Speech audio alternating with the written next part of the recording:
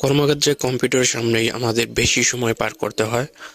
এই ক্লান্তিকর সময়ে একটানা কিবোর্ডে খটখট করে লিখে যাওয়ার মাধ্যমে যুক্ত হয় ক্লান্তি, অবসাদ এবং শারীরিক বিভিন্ন যন্ত্রণা। একটানা চেয়ারে বসে থাকলে শরীর ব্যথা করবেই সাধারণত। এই ব্যথা থেকে কি নিস্তার পাওয়ার উপায় নেই, নাকি জীবন চালানোর জন্য মেনে নিতেই হবে এই যন্ত্রণা? এই বিষয়ে বিশেষজ্ঞ কোনো কিছু পরামর্শ দিয়েছেন, তা আপনারা যদি মেনে চলতে পারেন তাহলে এসব সমস্যা থেকে কিছুটা হলেও মুক্তি পাবেন। তো চলুন দেখা যাক। মতো একটানা কাজ করা ঠিক না। কাজের সময় দম ফেলার জোর নাই থাকতে পারে, অনবরত হাত এবং মাথা চালাতে হয়। কিবোর্ডে খটখট করে টাইপ করার সময় হাত ও আঙ্গুলে ব্যথা হয়। এমন ব্যথা হলে মিনিট দুয়েকের জন্য দাঁড়ান। প্রতি আধা ঘন্টা অন্তর এভাবে একটু বিশ্রাম নিন। এভাবে নিজেকে সক্রিয় রাখলে আঙ্গুলের পাশাপাশি ঘাড়, পা ও কোমরও ভালো থাকবে। দ্বিতীয় বিষয়টি হলো বসার ভঙ্গিমা।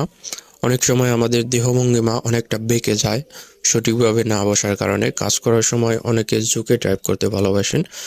ভুল এই পদ্ধতিতে কাজ করার ফলে আপনার শরীরে ব্যথা হতে পারে, তাই আপনাকে সঠিক নিয়মে চেয়ারে বসতে হবে। কম্পিউটারের সামনে বসার সময় এমনভাবে বসুন যাতে শরীরের অনেক অংশই সমানভাবে সাপোর্ট পায়।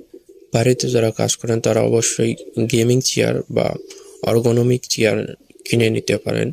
সবচেয়ে বড় কথা হলো ল্যাপটপ নিয়ে কখনোই শুয়ে কাজ করা উচিত না। তৃতীয় বিষয়টি হলো নখ রাখতে হবে ছোট।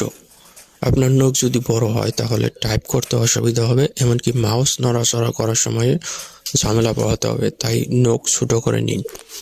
4 নম্বর বিষয়টি হলো পা মাটিতে রাখুন। কাজ করার সময় পা যেন মাটিতে ছড়ানোভাবে থাকে। পা মাটিতে রেখে পোশ্চার ঠিক করার বিষয়ে বেশি মনোযোগ দিতে হবে, তাহলে সুস্থভাবে কাজ করতে পারবেন। 5 নম্বর বিষয়টি হলো এক্সারসাইজ। শরীরে যদি অলস থাকে তাহলে হাত পায়ে ব্যথা আরও বাড়বে, তাই আপনারা সকালে প্রতিদিন ব্যায়াম করার অভ্যাস করুন।